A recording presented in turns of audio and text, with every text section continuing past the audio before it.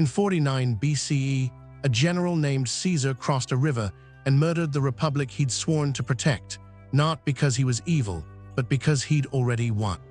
The decision he faced wasn't between right and wrong. It was between two futures, each with a price tag he could count: stay in Gaul, lose his army and face prosecution; cross the Rubicon, start a civil war that would kill hundreds of thousands. Caesar knew both numbers. He chose the war anyway. That's not a story about villainy. It's a story about what happens when a rational actor stops seeing the system as binding. But Caesar didn't invent the Republic's collapse. He inherited it. A century earlier, Rome's system had already begun to fracture, not from invasion or plague, but from a choice made by ambitious men who looked at the rules and asked, "Why should these bind me?" The answer, they discovered, was that they shouldn't, not if you controlled enough soldiers. Let's trace one thread. Around 133 BCE, a tribune named Tiberius Gracchus proposed land redistribution to Rome's poor. Radical, yes, but legal. The Senate blocked him, so he bypassed the Senate using the assembly instead. He won. He redistributed land. Then his enemies murdered him in the streets. Not secretly, not at trial, just killed him, and the Senate did nothing. Here's what shifted that day: the precedent, the unspoken agreement that we follow the law even when we lose cracked. Gracchus's brother Gaius tried the same tactics a decade later. Same murder. Now the Senate had done it twice. The message was clear: the rules protect you only if you're weak enough to need them. Fast forward 60 years. Rome's armies are now recruited not by the state, but by individual generals who promise soldiers land and plunder. That's not an army anymore, that's a private militia. The general who commands it holds power that no Senate vote can revoke. Pompey, Marius, Sulla, each one asked, "Why obey Rome when Rome obeys me?" Sulla actually seized power and made himself dictator. He killed his enemies, thousands of them, then retired, voluntarily. Historians call this shocking. It wasn't. He'd proven the system was dead. The law didn't stop him. The Senate didn't stop him. Only force mattered. He simply chose to stop. But everyone watched. Everyone learned.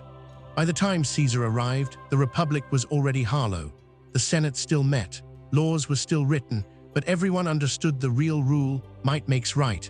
When Caesar's enemies tried to prosecute him for his actions in Gaul, they weren't enforcing law.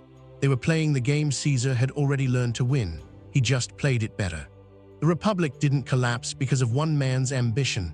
It collapsed because ambition, once unleashed, is contagious. Tiberius Gracchus broke the rule. Gaius paid the price. Sulla proved the rule didn't matter. Caesar just inherited the world Sulla had built. By that point, crossing the Rubicon wasn't an act of rebellion. It was just accepting what everyone already knew. Here's what the historians often miss. Rome's real enemy wasn't Caesar. It was the moment when the first person broke the rules and got away with it, not because they were stronger, but because no one had the will to stop them. The Gracchi brothers died because the Senate chose to kill them. Sulla ruled because the Republic chose to let him. Caesar crossed because the rules had already stopped meaning anything. This is the Stoic lesson buried in Rome's corpse. Marcus Aurelius would write about it centuries later, from inside the very system Rome became. He'd say, "The only thing you control is your choice, not the outcome, not what others do, your choice." Rome's collapse wasn't inevitable. It was a series of choices: by the Senate to tolerate murder, by generals to value power over law, by citizens to accept that rules no longer bound anyone. The cost of that collapse wasn't paid by Caesar or Pompey or Sulla. They won. It was paid by the millions, soldiers who died in civil wars, citizens who lived under tyranny, and the Republic itself, which never recovered. All because enough people decided that the rules didn't bind them, not because they were forced to decide it, because they chose to. So what does this teach you? You're not Caesar, you're not even the Senate. You're the person who decides every single day whether the agreements you've made with your work, your family, your own integrity still bind you. The moment you decide they don't, you're not breaking a system. You're starting to build the collapse of it. The Stoics understood this. Epictetus, who lived as a slave, wrote, "You have power over your will alone, not over outcomes, not over others' choices, not over the collapse of empires. But your will, that's yours entirely." Rome didn't fall because the system was weak. It fell because the people inside it stopped choosing to uphold it. When you're exhausted, when the rules feel unfair, when you see others breaking them without consequence, that's the exact moment the Gracchi brothers failed. That's when Sulla decided force mattered more than law. That's when Caesar chose the Rubicon. The question isn't whether you're strong enough to break the rules. The question is, are you disciplined enough to keep them when breaking them would cost you nothing? That's not weakness, that's the only real strength. Rome had legions and wealth and the greatest engineering the ancient world had ever seen. What it didn't have was the collective will to say, I will follow this agreement even when I could break it. That one choice, made by enough people, would have changed everything.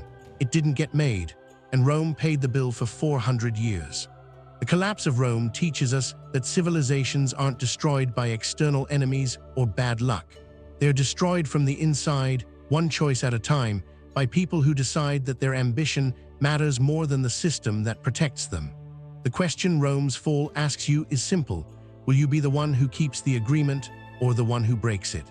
That's where inner order begins, not in grand gestures or public declarations, in the small, invisible choice to follow the agreement you've made with your work, with the people you love, with yourself, even when no one's watching and you could get away with breaking it.